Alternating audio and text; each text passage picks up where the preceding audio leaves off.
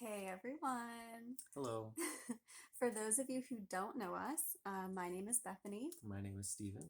and we have been married about 4 years, and we've been together almost a decade. Yep. And we have a 1-year-old son. And why we're coming to you today and making this video is kind of for four reasons. And so I just want to review what we're going to be talking about and what our reasoning is behind this video and why we're even doing it in the first place. Mhm. So the first reason that we're doing this video, or what we're going to talk about, is wanting to create connection with others struggling with infertility problems.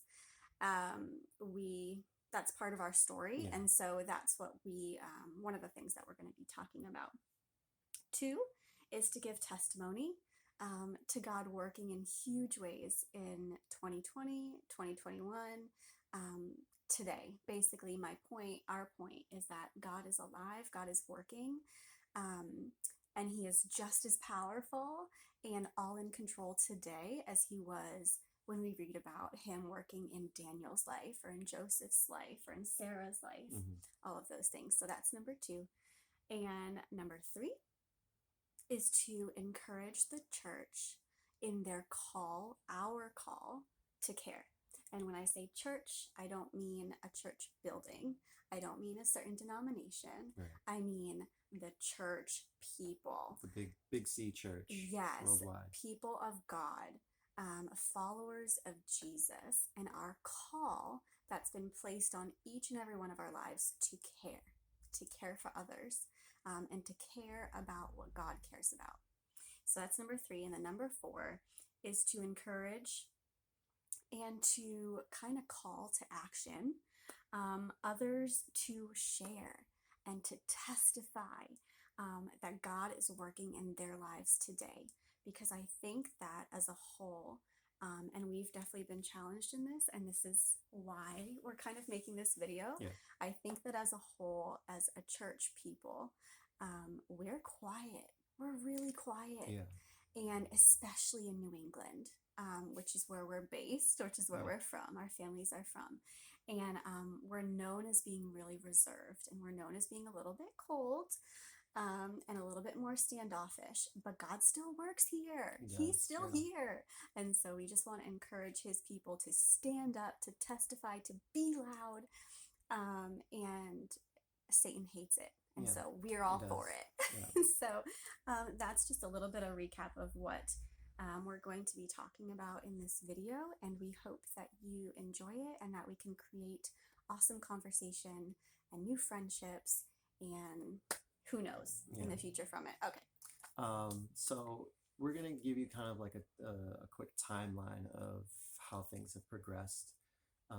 So about a year and a half, almost 2 years into our marriage, we obviously wanting to start a family and have kids. Um, and so that's right around the time when we started to realize that we were having some infertility issues. So like any other couple that's dealing with infertility, we set up some appointments, saw some specialists, and we quickly found out that we had infertility, particularly male infertility issues. And that's also something that I feel called to speak about because even now, me having these issues, I don't really know a lot of other males who are having these issues. And the statistics are something like 1 in 3 or 1 in 4 men have infertility issues. Now, those issues may not be um, the root cause essentially of why couples don't have kids. You can have a low sperm count, or you can have motility issues, um, um, or even morphology issues, and you can still have kids. So in my case, I actually had all three issues. So that's really the crux of why the doctors told us that we can't have children, or we had an extremely low percentage. I think it's below 2% chance that we On could our have, best day, yeah, like children. everything's golden, 2%. So that's kind of where we were at going into this. That's what the doctors were telling us. Hmm. Um, And just want to pause here for a second. I want to just again stress and put it out there that we want to, as a couple and also individually, because we know that even within a couple, that if you're having infertility problems, it affects each person differently, right? The person who is maybe um, now, I don't want to say cause, but you know what I mean. The yeah. person who has the infertility problems, Mhm. it affects them differently as it affects the other person who is then affected by Right. and dealing with all those issues as well. And so I want to just create a safe space for us and just know that it's okay to talk about, it's okay to feel bad about, and to really just be in a bad place and you hate it, and to speak about that with other people, even if Mhm. that's not us, if that's, you're like, thank you but no thank you, that you want to reach out to us or anything, but somebody, don't keep it to yourself, because I've been afforded, it's been an unforeseen blessing through all of this that I've been afforded, and I know Stephen has as well, to Mhm. be able to be encouraged by other people, and also the opportunity to be able to be an encourager to other women, in my case, who are dealing with infertility issues and emotions and consequences, perhaps, and all of those things. And basically, what I'm saying is solidarity with you. We feel you, we hear you, we know how that is. And don't be afraid to say something, Right. to not live in this world of hurt and shattered expectations and all these things by yourself. So I Yeah. just want to, I just Yeah. want to say that.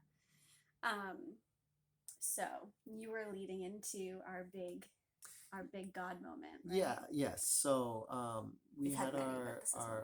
our meeting with the doctors, Mhm. and they sit you down and they kind of tell you statistically or the numbers of why you're having these issues. So they sat us down together, and he went right into, so you're having infertility issues, particularly male infertility issues. So then he kind of goes through, you're having, you have a low sperm count. It's not extraordinarily low. Um, with this problem alone, it wouldn't even really, cause any issue. There is some morphology issues, and some motility issues as well. So you kind of have like the threefold. That's really the problem with why you He was really driving it why you home. can't He's have like children. earth shattering, like You have two you're percent messed out. chance, and That's what he was yeah, saying. and We're like, what? and the big issue that he said, even with an IVF or an ICSI IVF, Mm. you're only really bringing your chances up to, I think he He's like said something 20. between 20 to 35% Yeah. chance, and then that's just fertilizing the egg, and then obviously having that egg take and actually getting pregnant, and Mm. A long road, for yeah, sure. so Yeah. anything could happen after that to Mm-hmm. have the road kind of come to a screeching halt. Mm-hmm. But even within this meeting, um, I felt a certain calm at first. Like it didn't really hit me, and the real effects of it didn't really hit me until the coming months, where I started to feel a little bit more of the weight of that on my shoulders, Mm-hmm. and I really had to go to God, but also just I became kind of distant a little bit, and just to talk to the men out there, if this is something that you're going through, um, it can seem a little uh,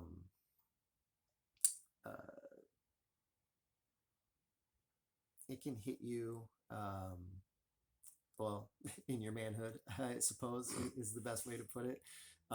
where men, we pride ourselves on being fertile and being able to get women pregnant and being able to provide that for your family. And so it kind of really cuts you down as a man when you're the problem with why you can't start your family. And um, I just want to say being vocal about it is the best thing that you can do to strengthen yourself and strengthen your spirit and leaning into God and who He's called you to be, because um, your story, your walk with Christ is not dependent on you being able to Mm. have children. Mm. Um, but there's so much more that you're called to do as a man. Um, and so be vocal about it. Use your story. Use what God has given you, even if it's you may think it's a crummy hand, but that's the hand that you've been dealt, and use it. So So, going into how you felt in the meeting. yes. So, it's a very dark, seemed very ominous, leading us in there and sit us down in the two really cold, uncomfortable chairs. They were a little distanced apart too. They were, and he, was sitting in front of us. It was just very, very formal, and so it gave off all the vibes of like looming and dooming and all that stuff. But we are hopeful, and we're like, give it to us, tell us. And so, as Stephen said, he went through all of those things, and he effectively was like, you cannot have children. For me, in the moment, the very moment after he had gone through all the statistics and all the ways that we could or couldn't, and what would be our struggles, and he said, so, I'm really sorry to say, but you, in and of yourselves, and to be honest, even with intervention, it's not really hugely likely that you're not going to be able to have kids.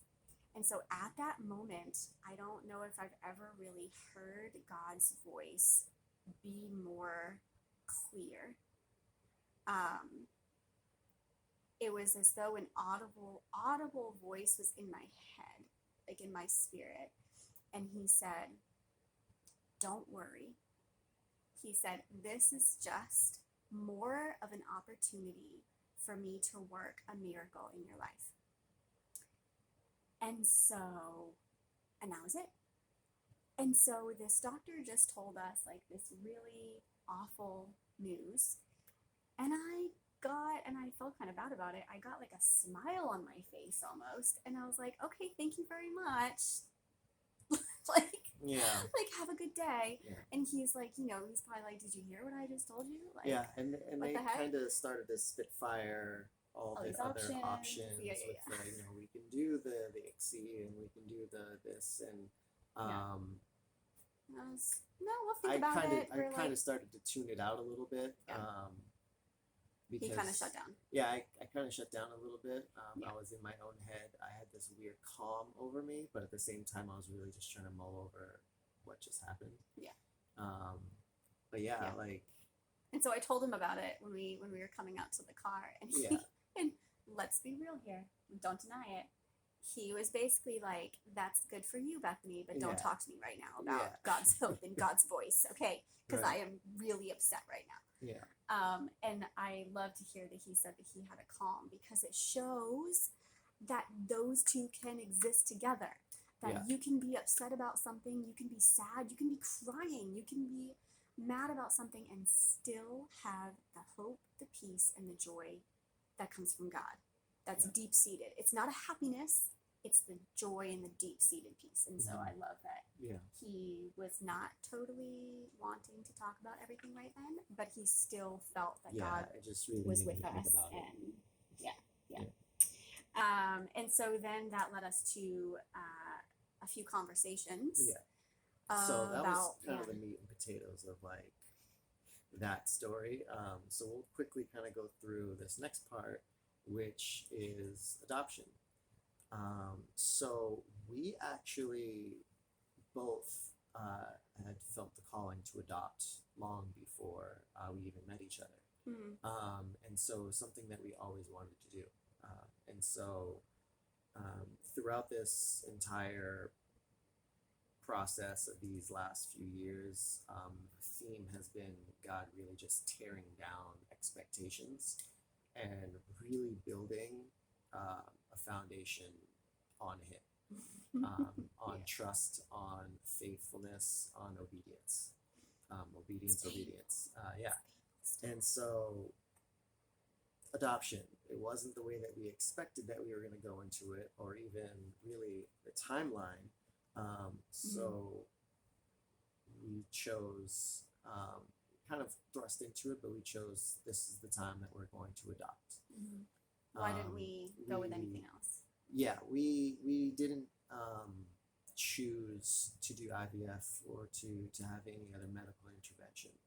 Um, And we're actively choosing not to. we prayed about it. We're not going to pursue anything else. We prayed about it, and for us, we felt that God was really putting it on us to um, do the adoption route, but also we are still actively praying that God will perform that miracle, that we will get pregnant on our own, not our own, but with God's intervention and not medical intervention, According to His will. Yeah. according to His will. Mhm. That's the prayer of our hearts that we continue to pray about every day, and we trust and believe that God is able, and if it be in His will, that's the way that He will bless us. But for now, we have chosen to be obedient in the road that He has chosen for us in adoption. And can I just say how hard it is sometimes to live in the world of accepting reality, right? And working through that, and what that looks like for us. Accepting reality is just basically accepting if God's answer is no. That's that's what we talk about when we say reality. If God says no, it's not God not answering us. He hears us and He answers prayer. It's Him just saying either wait, be patient, it's not my time, or no. And being between that space and hope and faith of something you haven't seen. I'm not pregnant. We have not seen that. And we're speaking out and standing on God's promises right now without seeing that. But can I encourage you, brother and sister? That's exactly what faith is. Yeah. Faith is standing and speaking and professing and claiming promises and God's goodness without necessarily seeing it yet in your life, and knowing that He's still there, He's still that. And so I just want to read a couple verses right now to encourage you that have really encouraged me to stay strong, fight the fight, stand up, keep knocking, keep seeking, keep asking, because He is there. And if His answer is be patient and wait, then take heart and know that there are others with you that are being patient and waiting too. Okay? So Matthew 7 through 12 says, ask and it will be given to you. Seek and you will find. Knock and it will be opened to you. This is Jesus talking. For everyone who asks receives, and he who seeks finds, and to him who knocks it will be opened. Or what man is there among you who, if his son asks for bread, will give him a stone? Or if he asks for a fish, will give him a serpent? So if you then, being evil, know how to give good gifts to your children, how much more will your Father, who is in heaven, give good things to those who ask Him? Therefore, whatever you want men to do to you, do also to them, for this is the law and the prophets. So love others, right, as we would want them to love us. So that's one. And then not too far over in Matthew as well, in my devotionals, I just underline and mark up my Bible like crazy. That's just my personality. So I underlined these stories where Jesus was ministering to different people. To one, it was a centurion's servant. To another, it was a girl restored and a woman healed. And another, it was two blind men that were healed. It's going through all of these stories. And over and over and over again, I kept on reading where God would say, because of your faith, because you believed, so it shall be done. And I am just so encouraged, and I have goosebumps when I think about the reality of that. They had not seen anything. They were sick, and there was no promise of getting healed. And the Lord in Matthew 9:28, for the two blind men, he says, and Jesus said to them, do you believe that I am able to do this? And they said to him, yes, Lord. Then he touched their eyes, saying, according to your faith, let it be to you. And they were healed. And so, all of this to say, I have been super, super encouraged by God's word. Dive into his word, and his promises don't fail, and our faith is real, and it needs to be firm and fierce. And yeah, so we have hope, and we still have the unforeseen and the not yets, right? And so we're living in that world. Anyway, so that led us to. I just wanted to say real quick too that when we read the Bible, we read it. It's been written down. It's been passed through the ages. They took accounts and they put it into the Bible, and that's how we read it as one story. But God's work is still happening, right? It's still happening in our lives, and though we aren't writing down all of the amazing miracles that are happening in every day in the entire world, it's still being written in God's story, right? It's God's story. God's at and work, we are, if you want to put it this way, characters in his story. But it's a real life story. And so the people who who have had miracles in their lives, these miracles are no different than the miracles that we are reading in God's word to us. It's the same God. So we think about it, we read it, and we say, oh, those miracles are nice and everything, but that doesn't happen in my life. Well, it is happening in your life. And so I just want to make that connection that when we read the Bible, these are real people, real things that have happened, and these people with amazing faith have been blessed. And that's basically where we're at, is we want to have that same faith. We strive for that. We want to be obedient and lean into God and trust and know that he is able. So all of this led us to adoption. Yes. And we are not going to tell you hardly anything about our actual adoption story. If you're interested, feel free to reach out to us, and we can talk to you one-on-one. That's a whole nother story. It's very complicated and long. Oh my word! No. How God has worked through that has been amazing too. So absolutely reach out to us if you want to hear more about our adoption story. We want to keep this under. But to kind of move it along, we adopted we're still in the process of adopting our little boy. He's been in our care for a year, almost 13 months now. And because of the whole COVID thing and everything like that, that's why we're still in the process of adopting him. But so how God's been working in our lives through that is, adoption, of course, is expensive. And so how we have been able to raise the funds for this is I think it was, we were sitting down and I had said to Bethany, we can either sit in the sulking, in the pain of what we're going through, or we can use it. Hmm. Um, and It's so much better to use it. yeah, and so that was kind of my turning point of what I've been dealing with and how I can use this for God's glory. Mm. And so we started our ministry that we have together, which is Movement and Harmony.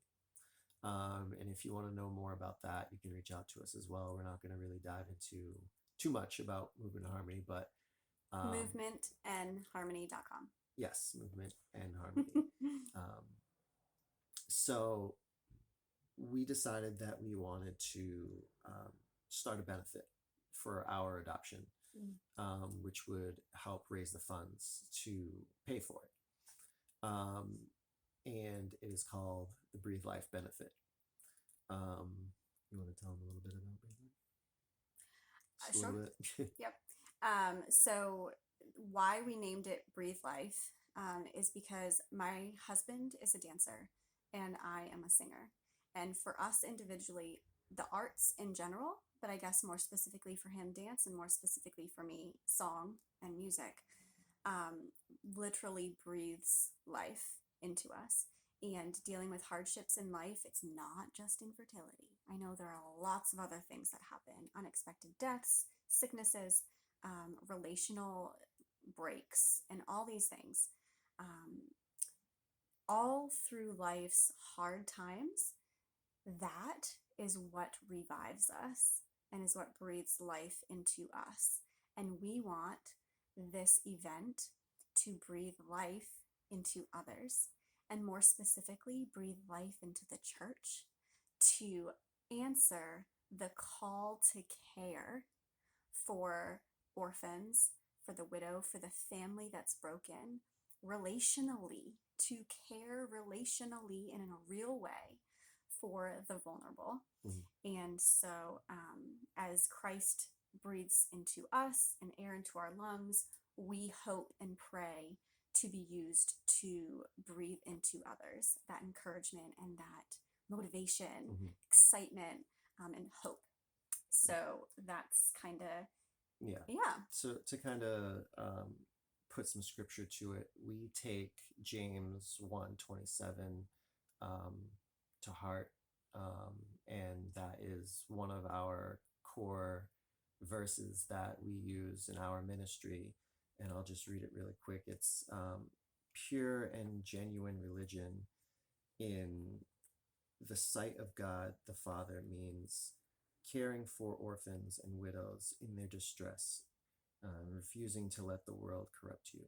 Another translation says, visit the orphan and widow in their distress. Essentially, all that means for us is doing something, having action behind caring for them. Now, that doesn't necessarily mean that you need to go out and adopt a child. Maybe. But maybe, yes, if that's, how your family's been called to care for them. Yeah. But caring for them, you can care for them in many different ways. And one of the ways that we are caring for is we've chosen to adopt. Another way is we are choosing to use our talents that God has given us and use our story of pain and struggle and disappointments to create awareness for and hope, adoption and fostering children, but not just fostering, but also within fostering you sometimes meet, and with adoption too, sometimes you meet the biological parents of these children, and you have a part to play in their restoration and their stories and how they move on from the pain and struggles that they're going through. Meet Jesus or not. So this is how we've also been called to care for them, is to love on them in that way. And so it also brings us to the church's role. Like I read in James, how we see it or interpret is that it's a command from God. Um, and so we want to encourage the church body, uh, to take this verse to heart as well, Mm-hmm. and to really get involved and see how we can help the orphan and widow. Mm-hmm. And it's we're going to wrap it up here, but we just want to testify and be witnesses that it is life changing. You do not have to actually adopt a child into your home or foster a child in your home. You can help monetarily if you're blessed in that way. You can help with your time, volunteering to help clean a house of a new mom who's just brought her adoptive child home. If you're good at cooking, you can volunteer to make a few meals for the new mom who's just brought a little one home, or maybe for a birth mom who is struggling right now and you know how you could bless her, perhaps with a few groceries, even a note, a card in the mail. If you could be called to do maybe 5 a month for new moms that you just want to bless and you want to encourage and you want to speak a verse over and God's promises over, there are so many ways that you can help and be the hands and feet of our call to care for the widow, the orphan, and the vulnerable. And they're all around us. They're all in the United States, and they're all over the world. However you feel specifically called, whether it's abroad or whether it's here, to act. I guess that's our passion, and that's what we would love to encourage every single believer out there to act in some way. Yeah. To do something, and it blesses you. It blesses you. It blesses them, all the way around. Yeah, and that's how we've been trying to do this video for months, for a long time. Yeah. We either have put it off, or Satan has really just been Yeah. trying to deter us from doing this. Yeah. We know that Satan always wants to deter those who are doing God's work. And so that's how we know that this will be used for God's will, kept been trying to do it for a long time, and we just We're gonna fight him back. kept hitting roadblocks. But just recently, we actually we got an email from Show Hope. Show Hope was a grant that we received that helped us with our adoption expenses as well, which came at such an amazing time. Super clutch. Where which is another story. We needed money to pay off something that day, and literally we got home and we went to our mailbox, and it was right there in our mailbox. Thousands and thousands of dollars to help us. God is good. And so that's amazing. Yeah. And that was kind of a reminder and a catalyst to, we need to get this video done. And it's gone a little bit longer than we expected, but you know, we believe that God was just speaking through us to you guys, and we want this video to really bless you and to really, you know, encourage and light a fire under you to get involved in any way that you can, but also to those who are going through what we have gone through, or something like what we've gone through, currently going through, to reach out to us, to share your story with us, help us to come alongside you if you need people in your life who are going through the same things that you're going through.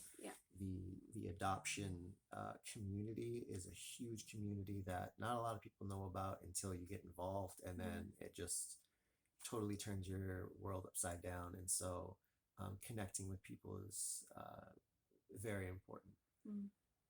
So we're thankful for you guys, and we hope to connect with more of you and meet more of you, and we just want to shower a blessing over you wherever you're at. If you are fine and dandy and things are going awesome in your world right now, praise the Lord. Like, that is amazing. If you are shattered and you are broken and you're hurt right now and you don't know what to do, praise the Lord and reach out. Reach out to somebody. If that not be us, let it be somebody who can come alongside you and be there with you, because we're not meant to be alone. And if you are going through any of the specific things that we have talked about, just a teeny bit, and I know this is about a half hour, but I am telling you, this is a little fraction of like our story and just everything that is involved with life, right? You know that. Then reach out and share your story. Be encouraged that God can and will, through obedience and faith, use you where you're at, all the pain, all the successes, the struggle, the everything. And you don't need to be good at anything. That's what He's for. And so just be encouraged right where you're at, that God can use you. And thank you for watching this video. And we just pray so hard that it is a blessing to you and to your family. And we just look forward to possibly meeting you in the future. And drop a little comment below, say hello, and we will get right back to you. All right. Good night. All right. Good night, guys. God bless you.